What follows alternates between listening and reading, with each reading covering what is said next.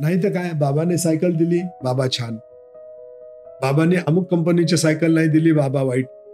बाबांनी मला या ठिकाणी ट्रिपला जाऊ दिलं, बाबा छान. बाबांनी मला हे नाही करू दिलं, बाबा वाईट. किंवा मम्मी त्याच्यामुळे दुःखी आहे.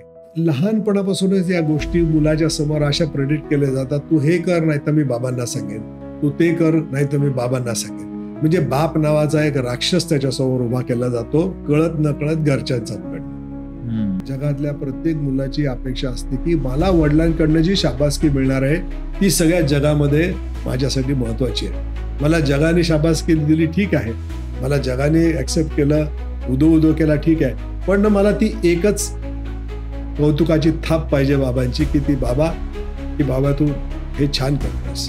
जोपर्यंत प्रत्येक नवरा आपल्या बायकोच्या आई वडिलांचा सन्मान करणार नाही किंवा प्रत्येक बायको आपल्या नवऱ्याच्या आई वडिलांचा सन्मान करणार नाही, तोपर्यंत शाश्वत सुख कधीही लाभू शकत नाही.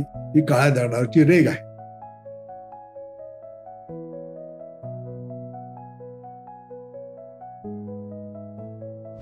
नमस्कार सर, तुमचं अनटॅप बाय गौरव मध्ये खूप खूप स्वागत आहे. नमस्कार. मागच्या वेळेस आपण जेव्हा तुमच्या कार्यक्रमामध्ये भेटलो होतो तेव्हा बऱ्याचशा विषयांवर आपलं डिस्कशन झालं होतं. खरंय. ऍक्च्युली तिथे जो एक विषय तुम्ही घेतला होता, असं वाटते आपल्या पॉडकास्टची सुरुवात आपण तिथून करावी. तो म्हणजे काय, नातं आणि कुटुंब याच्यामध्ये जी जमलिंग होतीये, की आपण एखादी गाडी घेतली तर म्हणतो ही माझ्या कुटुंबाचा भाग आहे. म्हणजे ते गाडीला सुद्धा असं म्हटलं जातं की बाबा हा कुटुंबाचा भाग आहे. मग जे नातं आणि कुटुंबामधली जी जंबल होतीये ते तुम्ही खूप व्यवस्थित पद्धतीने तिथे एक्सप्लेन केली होती. तेच सुरुवातीला एक्सप्लेन करा. सर्वप्रथम गौरव, मला याचा आनंद झालेला आहे की नवीन पिढीमध्ये नातेसंबंधामध्ये काही बोलावं हे असं वाटलं तुम्हाला, आणि त्या पद्धतीने आपण कार्यक्रम करतोय त्याच्याबद्दल तुमचं अभिनंदन. Thank you sir, thank you. आजकालच्या जमान्यात आपण बघतोय की आयुष्य एवढं फास्ट झालेलं आहे आणि नातेसंबंधही सुद्धा खूपच कमकुवत झालेले आहेत. हो. आणि एक ओव्हरऑल कुटुंब व्यवस्था अशी ढासळत चाललेली आहे. आणि मग प्रत्येकाच्या मनामध्ये नाती जपायची कशी आणि का, हा एक मोठा प्रश्न निर्माण झालेला आहे. आणि अशा काही गोंधळातून मग अशी कृत्रिम नाती निर्माण केली जातात की हे जे व्हेइकल आहे माझ्या कुटुंबाचं सदस्य आहे, किंवा हा माझा पेट आहे, हा माझ्या कुटुंबाचा सदस्य आहे. म्हणजे काही ठिकाणी आपण बघतो पेटला मुलांपेक्षा जास्त महत्व दिलं जातं. पण काय, ठीक आहे, आता हा काळाचा एक भाग आहे, परंतु नातं हे वेगळं आणि या ज्या बाकीच्या ज्या गोष्टी आहेत या वेगळ्या आहेत. तर बेसिकली नातं आपण कशाला म्हणतो की ज्या दोघांच्या संबंधांमुळे दोन्ही व्यक्तींचं वेगवेगळ्या आयुष्यातील वेगवेगळ्या ह्याच्यामध्ये भरभराट होईल. म्हणजे आध्यात्मिक तुमची भरभराट होईल, भौतिक भरभराट होईल, आर्थिक भरभराट होईल, आणि ओव्हरऑल ज्या नात्यांमध्ये एक ओलावा आहे, प्रेम आहे, त्याला आपण नातं म्हणू शकतो. म्हणजे आपण म्हणतो की देवासोबत माझं एक नातं आहे, म्हणजे त्या काइंड ऑफ थिंग असं म्हणू शकतो का आपण? निश्चितच आपण सगळेजण आपल्या हिंदू धर्मात किंवा सर्वच धर्मात असं म्हणलं जातं की ईश्वर ठायी वसलेला आहे. आणि हे हिंदू धर्माचं तर गमकच आहे. म्हणजे प्रत्येक अणुरेणूत हा निर्माता बसलेला आहे. आणि आध्यात्मिक नातं देवाशी असणं हे केव्हाही चांगलं, आणि त्यांनी आपल्याला एक वेगळ्या प्रकारची शक्ती आयुष्यात कायम मिळत असते. आणि मग हा जो देव आहे हे तुम्ही जसं तुम्ही सुरुवातच केली, एखाद्या गाडीमध्ये आहे, निश्चितच आहे तो देव तुमच्या गाडीमध्ये पण आहे. ही सगळी आपली भावना आहे. आणि मनुष्य कसं आहे, जे स्वतःशी बोलतो त्यांनी त्याचं आयुष्य निर्माण होतं, विश्व निर्माण होतं. नाते आणि कुटुंब यांच्यामधलं जर वन लाइनर मध्ये फरक जर समजून सांगायचा असेल तर काय सांगाल? नातं म्हणजे काय आणि कुटुंब म्हणजे काय? कुटुंबाची व्याख्या खरोखर आजकाल जर आपण चर्चा केली तर लोकांना हेच कळत नाही माझं नक्की कुटुंब कुठलं. बर. आज आपण असं बघतो की मी, माझी बायको आणि माझी मुलं एवढंच माझं कुटुंब आहे. आणि पूर्वीच्या काळी असं नव्हतं. एक कुटुंब म्हणजे आई वडील, मुलं, आजोबा आजी, काका काकू, मामा मामी, हे सगळेजण जे आहे ते आणि काही जवळचे नातलग आणि मित्र हे सुद्धा कुटुंबाचे एक सदस्य असायचे. दुर्दैवाने मला असं म्हणावसं वाटतं, की भारतीय संस्कृतीमध्ये कुटुंबाचं इतकं प्रचंड महत्व आहे आणि खरंच आहे ते. पण आता त्या कुटुंबात म्हणजे माझं हे कुटुंब जे आहे, ह्या कुटुंबाचं बाजारीकरण जास्त झालंय. म्हणजे आपण असं बोलूया, आपण कॉलनीमध्ये म्हणतो बऱ्याचदा किंवा सोसायटी म्हणतो, ही सोसायटी माझं कुटुंब आहे. मी त्याच्यावर येणारच होतो. हां. किंवा हे माझे कॉलनी म्हणजे माझं कुटुंब आहे किंवा हे आपण एक ऑर्गनायझेशन आहे, व्यावसायिक संस्था आहे, हे माझं कुटुंब आहे. तर खऱ्या कुटुंबाचा जो म्हणजे प्रत्येकाला माहीत असतं, की कुटुंबातनं आपल्याला बेनिफिट काय आहे किंवा त्याचं महत्त्व काय आहे.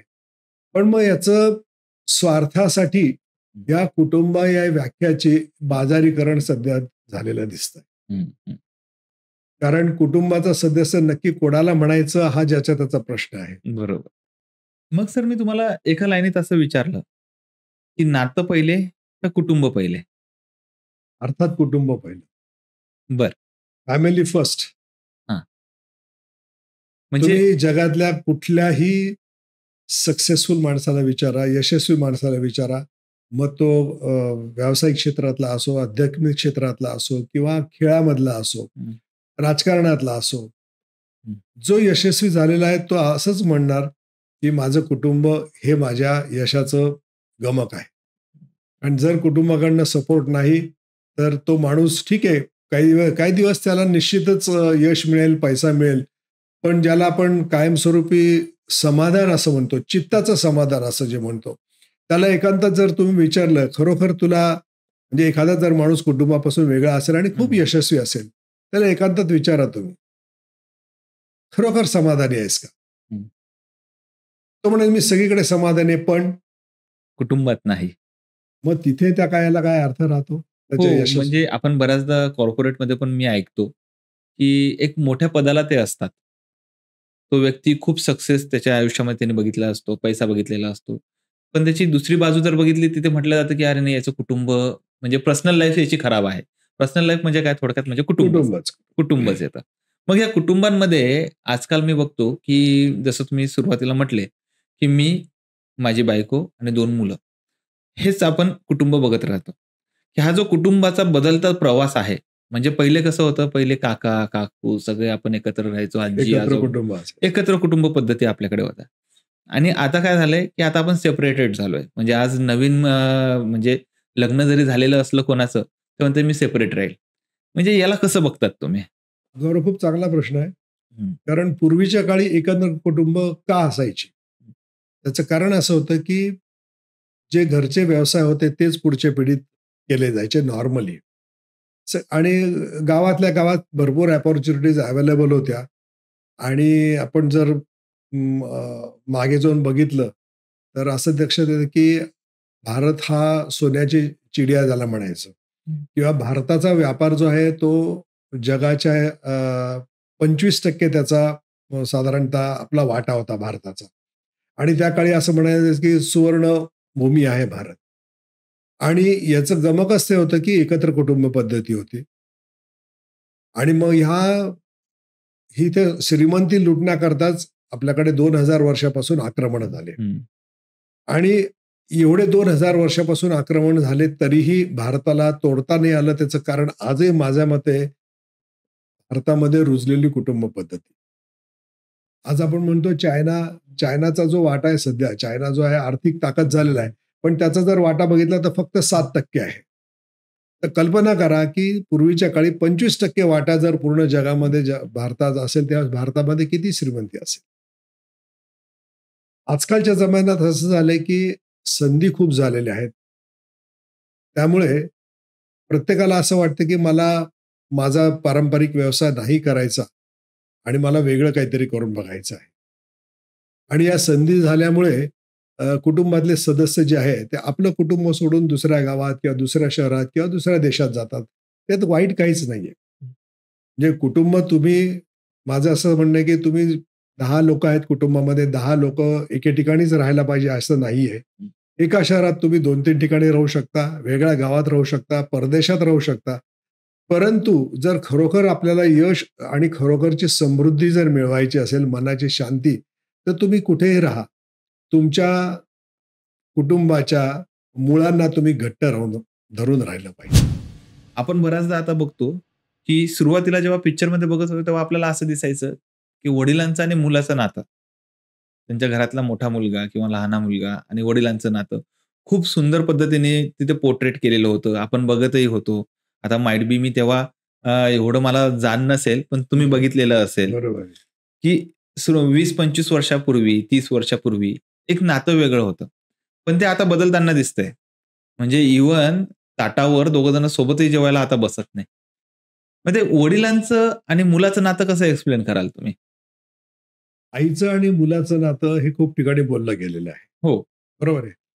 त्याचप्रमाणे वडिलांचं आणि मुलीच्या नात्याविषयी सुद्धा बोललं गेलेलं हो. आहे. पण बऱ्याचदा मुलाचं आणि वडिलांचं नातं हे सुरुवातीपासूनच थोडंसं टेन्स्ड असल्यासारखं असतं, अशी समाजामध्ये समज आहे. असा समाजामध्ये समज आहे. आणि तो काही अंशी खराच आहे. तर जे आहे आपण त्याच्याविषयी बोलण्यापेक्षा त्याला उपाय काय याच्याविषयी जर बोललो किंवा त्याचा सोर्स काय याच्याविषयी जर आपण बोललो. माझ्या अशा एका कार्यक्रमामध्ये मला एक मध्यमवयीन स्त्रीने असंच कंप्लेंट केली होती, की आता माझा मुलगा 16 वर्षाचा झालेला आहे. पण मुलाचा आणि वडिलांचा संवादच होत नाही आणि त्याच्यामुळे आमचं पूर्ण घर डिस्टर्ब आहे. तर याला काय करणार आहात? हं. थोडंसं मागे गेलो आम्ही आणि विचारलं लहान असताना म्हणजे नॉर्मली या गोष्टी सगळ्याकडेच होतात आणि माझा एक लेख आहे, बाप बदलताना. त्याच्यामध्ये या गोष्टी विस्तृत प्रमाणात सांगितलेल्या आहे. होतं कसं, की जेव्हा मुलं लहान असतात, तेव्हा नॅचरली 1-2 वर्ष तर पूर्ण आई-वडिलांच्या किंवा बेसिकली आईच्याच अंगावर असतात. हं. आणि मग त्या आईला एक जबाबदारीची जाणीव पण असते. अरे नाही, हे मुलगा ही माझी जबाबदारी आणि मला चांगलं वागवलं पाहिजे त्याला किंवा चांगल्या प्रकारे मी संस्कार दिले पाहिजे, वाढवलं पाहिजे. आणि मग कधी-कधी ते बाळ खोडकर असतं, ऐकत नाही, खात नाही, पीत नाही. मग असं त्या माऊलीला काळजी वाटणं साहजिक आहे. का खात नाही? मग याची वाढ कशी होणार? मग याला काहीतरी भीती दाखवायची म्हणून मग, "बघ तू खाल्लं नाही तर मी बाबांना सांगेन बरं का, बाबा आल्यानंतर." मग आता इथं काय होतं? बाबांची भीती बसते. त्या मुलाच्या मनामध्ये एक बागुलबा निर्माण होतो, की बाबा आई बाबांना सांगणार आहे. मग ते बिचारं बाळ खाऊन घेतं. मग त्याचं नातं जे आहे खाण्याशी, स्वतःच्या जेवण्याशी त्याचं स्वतःचंच नातं बिघडून जातं. बघा त्याचा परिणाम कुठपर्यंत आणि मग त्याच्या वाढीवर पण परिणाम होतो. एखादा मुलगा ऐकत नसला, "बघ तू खेळला नाही किंवा तू जर अभ्यास नाही केला तर मी बाबांना नाव सांगेन." मग त्याचं काय होतं, त्याला परत एक बापाची भीती बसून जाते. ह्या उपर समजा जर तो बाप त्यालाही तो हृदय असतंच. तो मुलाशी प्रेमाने वागायचा प्रयत्न करत असतो. लहानपणी बाळाला सांभाळायचं असलं, त्याची शिशू काढायची असली, तर घरातलेच लोकं म्हणतात, "अरे हे काय तुझं काम नाही, जा तू कामाला." आपले आजोबाजी पण म्हणतात ना, "तू काय घरात बसलाय लहान मुलाला सांभाळत. तू जा कामाला. काम सोडून नको बसू." तर लहानपणापासूनच या गोष्टी मुलाच्या समोर अशा प्रेडिक्ट केल्या जातात, "तू हे कर, नाहीतर मी बाबांना सांगेन. तू ते कर, नाहीतर मी बाबांना सांगेन." म्हणजे बाप नावाचा एक राक्षस त्याच्यासमोर उभा केला जातो, कळत-नकळत घरच्यांच्याकडनं. हं. आणि याच्यात मी दोष कोणालाच देत नाही. त्या माऊलीला बिचारायला हेच वाटत असतं, "अरे जबाबदारी माझ्यावर आहे, तर माझं बाळ चांगलं नागरिक झाला पाहिजे किंवा तो चांगला झाला पाहिजे." नकळत ती गोष्ट सगळीकडे होतेच. इथे नाही, पूर्ण जगामध्येच तशी गोष्ट होते. आणि मग नकळतच एक त्या बापामध्ये आणि मुलामध्ये एक हळू एक दरी निर्माण होते. आणि मोठ्यांच्या पण म्हणण्याप्रमाणे मग काय होतं, की जाऊ द्या, तो बापही म्हणतो, "अरे चला घरातले आहेत ना सांभाळणारे, मग आपण आपल्या कामात जाऊया." मग तोही स्वतःला कामामध्ये बुडून घेतो आणि हळू अशी दरी वाढत राहते आणि कुठेतरी बाबामध्ये आणि मुलामध्ये एक गॅप निर्माण होतो. आणि मग पुढे जाऊन आपण त्याला एक सुंदर नाव देतो, जनरेशन गॅप. आणि हा जनरेशन गॅप एक दृष्टीने नैसर्गिक आहे. तुम्ही इतिहासामध्ये सुद्धा बघितलं असेल, की अनेक कुटुंबांमध्ये वडिलांमध्ये आणि मुलांमध्ये वैचारिक दरी निर्माण झाल्यामुळे पूर्वीच्या राजांमध्ये युद्ध पण झालेले आहेत. असा आपला इतिहास आपल्याला सांगतो. हं.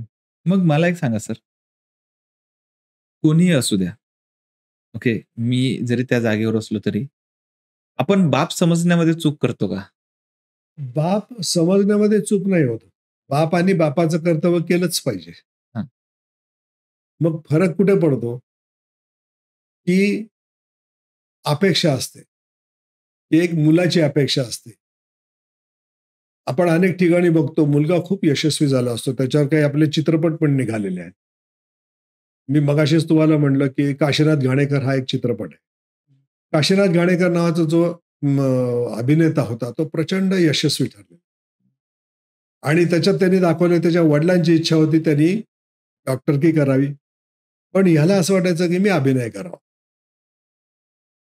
डॉक्टर काशीनाथ घाणेकर खूप यशस्वी झाले. नाटकांमध्ये यशस्वी झाले, चित्रपटात यशस्वी झाले. परंतु त्यांना त्याच्या वडिलांकडून कधीही शाबासकीची थाप मिळाली नाही, शेवटपर्यंत. त्यामुळे कायमस्वरूपी त्या अभिनेत्याच्या मनामध्ये एक अशी सल असायची, की बा मला वडिलांची शाबासकी मिळाली पाहिजे. आणि ही प्रत्येक मुलाची एक जगातल्या प्रत्येक मुलाची अपेक्षा असते, की मला वडिलांकडनं जी शाबासकी मिळणार आहे, ती सगळ्या जगामध्ये माझ्यासाठी महत्वाची आहे. मला जगाने शाबासकी दिली ठीक आहे. मला जगाने ॲक्सेप्ट केलं, उदो-उदो केला ठीक आहे. पण ना मला ती एकच कौतुकाची थाप पाहिजे बाबांची, की बाबा तू हे छान करतोयस. आणि ते कुठेतरी मात्र मिस होतं. याच्याचमुळे, की मुलाला करायचं काहीतरी एक वेगळं असतं आणि बापाची काहीतरी एक वेगळी अपेक्षा असते. आणि मग इथे जो गॅप पडतो, तर तिथे या गोष्टी होत राहतात. सर आता हे नातेसंबंध आपण बोलतोय, वडिलांचं मुलांचं नातं बोलतोय. हे थोडक्यात म्हणजे काय विसंवाद. म्हणजे दोघांमध्ये संवाद होत नाही. हो. जनरेशन गॅपला म्हणजे जनरेशन गॅप हे गोंडस नाव आपण देतो त्याला. गोंड असणार. हां. पण मेन म्हणजे काय त्या दोघांमधली चर्चा होत नाही, विसंवाद होतो. म्हणजे एकमेकांना बोलत नाही. मग ह्या विसंवादाचे कारण नेमकं काय म्हणता येईल? हां, या विसंवादाचे कारणं मी एक माझं कुटुंब शक्ती नावाचं पुस्तक लिहिलेलं आहे. आणि त्याच्यामध्ये मी ते वाचून दाखवू इच्छितो. Please, please. चालेल ना हो, वाचून? हो, हो. प्लीज. कुटुंबातील ताणतणावाची कारणे वरवर पाहता खूप तात्कालिक असतात. ही कारणे समाजाप्रमाणे, सांपत्तिक स्थितीप्रमाणे किंवा स्थळाप्रमाणे बदलत असतात. ही कारणे वेगवेगळी आहेत असं वरवर पाहता वाटतं. परंतु या पृथ्वीतलावरील कोणत्याही कुटुंबातील तणावाची कारणे ही ढोबळमानाने 3 बास्केटमध्ये आपल्याला टाकता येतील. बरं. पहिलं म्हणजे हं, हं. सरळ आणि सुस्पष्ट संवादाचा अभाव. स्वतःबद्दल तसेच इतरांकडून असलेल्या अपेक्षा आपण स्पष्ट शब्दात बोलतच नाही. आणि तिसरी गोष्ट म्हणजे मला नक्की काय हवंय जीवनातलं किंवा आपल्या रिलेशनमध्ये मला नक्की काय अपेक्षित आहे हे आपण स्पष्ट बोलतच नाही. आणि हे नसल्यामुळे काही भावना निर्माण होतात. त्याही तुम्हाला सांगतो. पहिली भावना म्हणजे मला ना कोणी समजूनच घेत नाही. दुसरी, माझं कोणी ऐकतच नाही. आणि तिसरं म्हणजे माझी कोणी किंमतच करत नाही. आणि ही जेव्हा भावना निर्माण होते, कारणं काय असतात? तर आपण स्पष्ट बोलतच नाही. आपली अपेक्षा सांगत नाही. आणि तिसरं म्हणजे मला नक्की काय हवंय हे आपण बोलत नाही. आणि हे न बोलल्यामुळे या भावना निर्माण होतात आणि या भावना निर्माण झाल्यामुळे विसंवाद निर्माण होतात. हं. आता मला इथं म्हणायचं की ह्याच्यात दोष कोणाचाच नाही. हं. त्याचं कारण का? काय? तर प्रत्येक व्यक्तीला आपल्या कुटुंबातील प्रत्येक व्यक्तीविषयी आत्यंतिक प्रेम असतं. हं. आणि हे प्रेमच कधी-कधी या विसंवादाला कारणीभूत ठरतं. कारण मी असं म्हणेल, की माझ्या मुलाला माहिती आहे, की बाबांना काय आवडत नाही. पण मला तर हे करायचंय. मग मी आता कोणत्या शब्दात सांगू, की माझे बाबा दुखावले नाही गेले पाहिजे. हं. असं मुलं विचार करतात. की नाही माझ्या बाबांना म्हणजे असं कुठल्याही मुलाला वाटत नाही, माझी 100% खात्री आहे, की चला माझ्या वागण्यामुळे माझ्या आई-बाबांना त्रास झाला पाहिजे. असं जगातल्या कुठल्याही मुलाची भावना नसते. नाही पण मला इथे तुम्हाला थोडं थांबवायचंय. हं. खरंच मुलाची अशी बापाच्या बाबतीमध्ये भावना असते. कारण की आपण जे 100%. आताचं जे आपण बघतो झेन झी, झेन अल्फा जे आताचं जे जनरेशनला नावं ठेवले आहेत.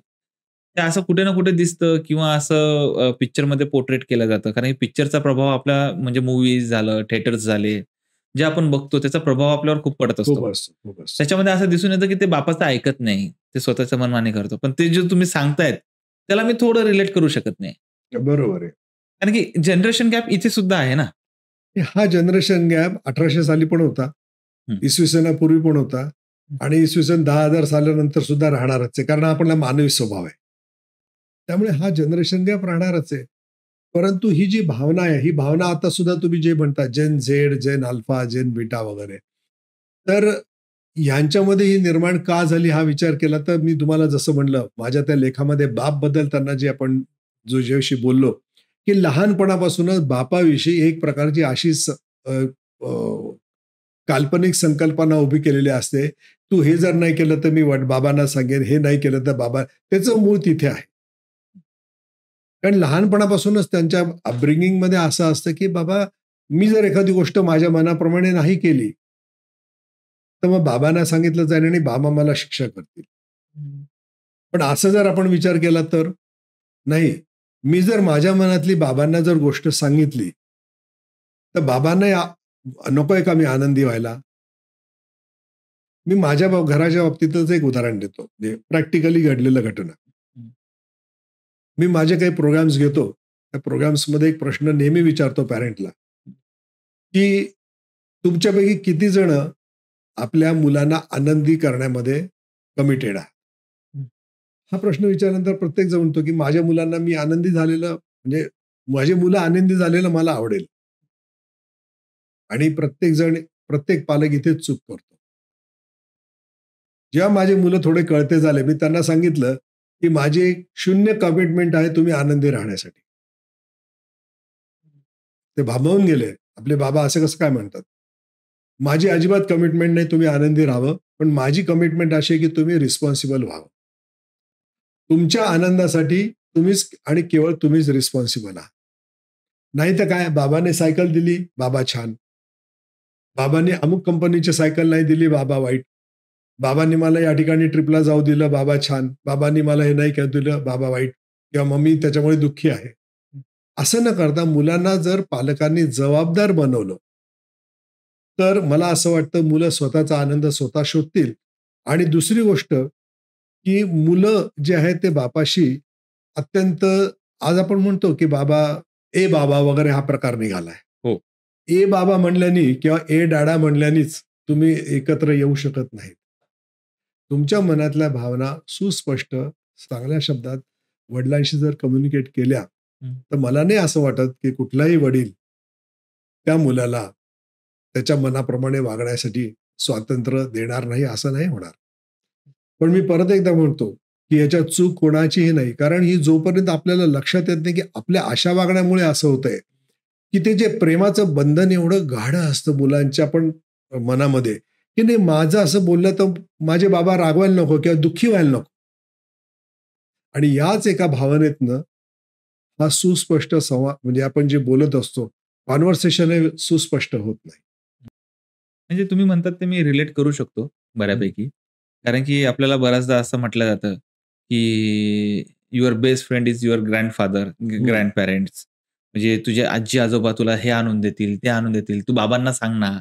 तू पप्पांना नको सांगू. तू आजोबांना सांग ना.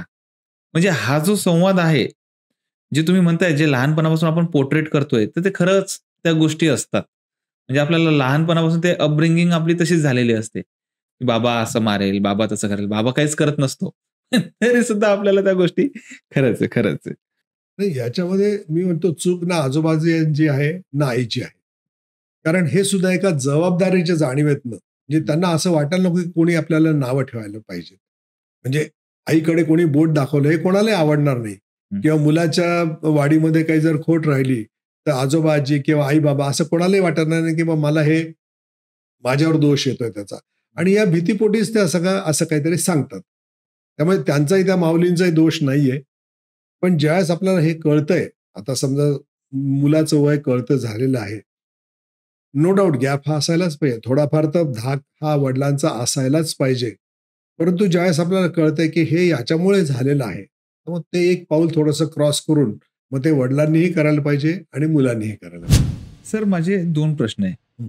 म्हणजे एकमेकांमध्येच मिक्सअप आहेत ते. एक म्हणजे काय, की आपण म्हणतो एक व्यक्तिवाद असतो. व्यक्तीच्या दोघांमधला वाद असतो आणि एक मतभेद असतो. बरोबर. ओके. ते एक्सप्लेन करा. ते कसं एक्सप्लेन करा? की कुटुंबाच्या बाबतीमध्ये आपण जेव्हा बघतो एकत्र कुटुंब आपली जी व्यवस्था आहे ती आता नष्ट होतीये. आता सर्वांना आपलं आपलं घर पाहायचं आहे. हम दो हमारे दो या कंडिशन मधले आता सर्वजण झालेले आहेत. मग हे कारण आहेत का व्यक्तिभेद? ॲक्चुअलमध्ये मेन म्हणजे असं तुम्ही समजा, की लोकांना व्यक्तिभेद काय आणि मतभेद काय हेच कळत नाही. बरोबर आहे. कुटुंबामधले. काय सांगाल? मला सुंदर प्रश्न विचारला, कारण त्याचं कारण असं आहे, हं. की जेव्हा 2 व्यक्तींमध्ये मतभेद निर्माण होतात, तेव्हा ते व्यक्तीमध्ये नसतात, तर ते विचारामध्ये मतभेद असतात. म्हणजे बघा, मी नेहमी असं सांगतो कार्यक्रमामध्ये, की देवाने ही सृष्टी बनवलेली आहे आणि काही लोकं बनवलेले आहेत. मग एवढं सगळं देव मॅनेज कसं करत असेल? तर त्यांनी काय केलंय देवाने, काही असे डाईस बनवलेले आहेत. ज्याला आपण म्हणजे सोप्या शब्दात सांगायचं म्हणजे, की त्याला आपण प्रवृत्ती म्हणतो. आता उदाहरणार्थ समजा एक आपण समजण्याकरता करूया. 10 प्रवृत्ती देवाने निर्माण केलेल्या आहेत. आणि 10 प्रवृत्तीमध्ये काही लाख लोकांना या प्रवृत्तीत टाकलंय, काही लोकांना या प्रवृत्तीत टाकलंय, काही लोकांना या प्रवृत्तीत टाकलेलं आहे. तर जेव्हा आपल्याला हे ज्ञात होईल किंवा आपण व्यक्ती आणि प्रवृत्ती दोन्ही वेगवेगळ्या जेव्हा डिस्टिंग्विश करू शकू, म्हणजे हा व्यक्ती वेगळा आहे आणि याची ही प्रवृत्ती वेगळी आहे. आणि या प्रवृत्तीमुळे हा व्यक्ती माझ्याशी असा वागतोय. जेव्हा आपण हे शिकून घेऊ आणि याची मास्टरी करू, त्यावेळेस मला असं वाटतं, की माणसाच्या म्हणजे व्यक्ती-व्यक्तीमध्ये मतभेद न होता 2 प्रवृत्तींमध्ये चर्चा होईल. आता माझी एक विशिष्ट प्रकारची प्रवृत्ती आहे. माझ्या बायकोची एक प्रकारची प्रवृत्ती आहे. पण मी काय समजतो, की मग माझ्या बायकोचाच विचार तसे. पण त्या प्रवृत्तीशी आपण डील केलं, हं. चर्चा केली, तर त्या व्यक्तीचं आणि प्रवृत्ती सेपरेट होते आणि मग त्या काळामध्ये त्यावेळेस आपल्याला तो संवाद साधण्यामध्ये आपल्याला म्हणजे मजा येते खरं सांगायचं. याच्यामध्ये मग तुम्ही वडिलांना कसं बघतात? कारण की वडील रागवतात, वडील बोलतात, वडील मला हे करू देत नाही, बाबा मला ते करू देत नाही, मला इथे नाहीच म्हणतात, तिकडे जायला तसंच करतात. त्याच्यासोबत बोललं की असंच होतं. मग याला तुम्ही कसं एक्सप्लेन करतात? कारण की खूप जंबल होतं लोकांचं. जंबल होतं. हां, ह्या सर्व गोष्टींमध्ये. म्हणजे त्यांनी एखादी गोष्ट करायला दिली तर तो चांगला. बरोबर आहे. मी तसंच म्हटलं तुम्हाला. हो, तेच. ते जे तुम्ही म्हटले तेच. राइट. मग याच्यामध्ये खूप जंबल होती. मग त्याला तुम्ही काय म्हणाल? तो व्यक्तिभेद असतो का ते वैचारिक मतभेद असतात? बापाचं एक हे असतं, की मुलाची डेव्हलपमेंट चांगली व्हावी. त्याला कमीत कमी त्रास व्हावा. कारण त्यांनी एक विशिष्ट वयानुसार अनुभव घेतलेले असतात. परंतु त्या बापाला हे कळत नाही, की हे जे आपले अनुभव आहेत, म्हणजे मी जर माझ्या बाबतीत बोलायचं म्हटलं, तर साधारणतः मी 1993 साली बाप झालो. बरोबर आहे. ते 1966 पासून 1993 साली मला जे अनुभव आलेले आहेत हं. लहानपणी, ते मी त्या काळातले अनुभव घेतलेले. नॉट नेसेसरी 93 नंतर ते अनुभव या जगात लागू होतील. बरोबर आहे. 93 नंतरचं जग बदललेलं आहे. आता 2000 नंतरचं तुम्ही म्हणता अल्फा आणि झेन बीटा, झेन अल्फा हे बदललेले आहेत. तर बापाला हे दिसतच नाही. म्हणजे हे दिसण्याच्या पलीकडे हे कसं लहान मुलांना जे जग दिसणार आहे, ते बापाला दिसायचा विषयच उद्भवत नाही कधी. आणि मुलांना जे जग दिसतंय, अफाट हे जे जग भुलवतंय, तर ते बापाच्या जगाची कधी कल्पना करू शकणारच नाहीत. आता आपण अजून एक बघतो, की घरामध्ये आई-वडील नको असतात. हं. म्हणजे वृद्ध आई-वडील किंवा सासू-सासरे, त्या सुनेला सासू-सासरे नको असतात. त्या मुलाला ते आई-वडील नको असतात. आणि दुसरीकडे तेच व्यक्ती बाहेर नातं शोधत बसतात. बरोबर आहे. म्हणजे एकत्र कुटुंब ज्या पद्धती ज्या आहेत, त्या यांनीच त्याचा ऱ्हास केलेला आहे. आणि हे काय करतात, बाहेर जाऊन नवीन नाते शोधतात. मग आपल्या फ्रेंड सर्कलमध्ये म्हणा, मग ऑफिसच माझं माझं घर आहे. म्हणजे असे ते डोकं लावतात. जसं तुम्ही म्हटलं, की सोसायटीच माझं कुटुंब. सोसायटी माझं कुटुंब आहे. कसं कंपनी काय माझं सांगाल? कुटुंब आहे. हां. हा मोठा गहन विषय आणि मोठा चर्चेचा विषय आहे खरं म्हणजे. पण एक थोडक्यामध्ये सांगतो, की या बदलत्या काळामध्ये हं. आर्थिक जबाबदाऱ्या किंवा जे तरुण मंडळी आहेत यांना हे जग जे आहे अफाट प्रलोभनं घेऊन समोर आलेलं असतं. आणि नॅचरली कॉम्पिटिशन आहे. आयुष्य फास्ट झालेलं आहे. आणि मग वडिलांचं आणि आईचं जे आयुष्य असतं ते स्लो असतं. त्यांच्या जबाबदाऱ्या संपलेल्या असतात आणि त्यांची एक वेगळी अपेक्षा असते आणि मुलांची एक वेगळी अपेक्षा असते. मग या इथे मध्ये ते मतभेद होतात आणि मग याला नाव ऍक्च्युली असं पोर्ट्रेट केलं जातं. म्हणजे नो डाऊट काही ना काही ठिकाणी या घरामध्ये असं आहे की ज्यांना आईवडील नको असतात, त्यांना डस्टबिन म्हणलं जातं, असं मी ऐकलं. आणि हे जे लग्न जमवणाऱ्या संस्था ज्या आहेत ना, यांना माझं थोडंसं आवाहन आहे की मग मुलांना त्या बाबतीत तुम्ही प्रशिक्षण देणं फार जरुरी आहे. कारण लग्न जमवणाऱ्या संस्थांनी जर हे प्रशिक्षण दिलं की नाही, आई वडील हे तुमच्या एक कुटुंबाचा भाग आहे. कारण सुखी संसार जर व्हायचा असेल, तर मी माझ्या या पुस्तकातही लिहिलेलं आहे, आमच्या कार्यक्रमातही सांगतो, जोपर्यंत प्रत्येक नवरा आपल्या बायकोच्या आईवडिलांचा सन्मान करणार नाही किंवा प्रत्येक बायको आपल्या नवऱ्याच्या आईवडिलांचा सन्मान करणार नाही, तोपर्यंत शाश्वत सुख कधीही लाभू शकत नाही. ही काळ्या दगडावरची रेघ आहे. एखाद्या बायकोने सांगितलं मला नाही राहायचं तुमच्यावर, तो नवरा बिचारा राहील तिथे, परंतु तो नवरा कधीही 100% त्या बायकोचा होऊ शकत नाही. तिला कधीही सुख लाभू शकत नाही. तसंच आहे, तुम्ही जर बायकोच्या आईवडिलांना नको म्हटलात, तर ती बायको कदाचित मन मारून राहीलही, परंतु त्यांना शाश्वत आणि खरोखर ज्याला सुख म्हणतात ते कधी मिळू शकत नाही. ही काळ्या दगडाची रेघ आहे. आणि याचप्रमाणे कार्यक्रमात मी उलटही सांगतो, आजकाल आपण असं बघतो की काही स्त्रिया ज्या आहेत, त्या स्त्रियांच्या त्यांच्या मुलांना माहेरच्या ज्या मावश्या आहेत, मामा आहेत, यांच्याविषयी जास्त लळा असतो. आणि मग इकडचे काका आत्या यांच्याविषयी थोडंसं एक प्रकारचं रिझर्वेशन असतं. तर आमच्या कार्यक्रमात सुद्धा तेच सांगतो की प्रत्येक स्त्रीनी घरातील काका, मी सगळेच सांगतो, काका, मामा, आत्या, आजोबा, आजी, सगळ्यांशी जेव्हा तुम्ही नातेसंबंध चांगले ठेवता, त्याच वेळेस खरी सुखसमृद्धी ही मिळू शकते. सर, एक शेवटचा प्रश्न मी विचारतो, जास्त वेळ तुमचा घेत नाही. तुम्हाला असं वाटतं का, की प्रबोधन, उद्बोधन या कुटुंबाच्या बाबतीमध्ये किंवा कुटुंब रचनेच्या बाबतीमध्ये किंवा एक अवेअरनेस समाजामध्ये स्प्रेड करणं गरजेचं आहे? ही आता समाजाची गरजच निर्माण झालेली आहे. म्हणजे आता साधारणतः ज्याला आपण म्हणतो कोचिंग हा प्रकार म्हणतोय किंवा ट्रेनिंग आहे म्हणतो, प्रशिक्षण आहे. ज्याचा कुठल्या गोष्टीचं प्रशिक्षण घ्यावं? तर ज्या गोष्ट आपल्याला आयुष्यामध्ये मिळवायची आहे, तर ती मिळवण्याकरता आपण त्या गोष्टीचं प्रशिक्षण घेत असतो. आणि जे प्रशिक्षण आपल्याला कुठेही मिळत नाही, त्या गोष्टीचं आपण म्हणजे त्या ठिकाणी जाऊन प्रशिक्षण घेत असतो. उदाहरणार्थ तुम्हाला डॉक्टर बनायचं तर तुम्ही मेडिकल कॉलेजमध्ये ऍडमिशन घेता. पूर्वीच्या काळी एकत्र कुटुंबामध्ये हे सगळं प्रशिक्षण मिळायचं. आता हे मिळत नाहीये.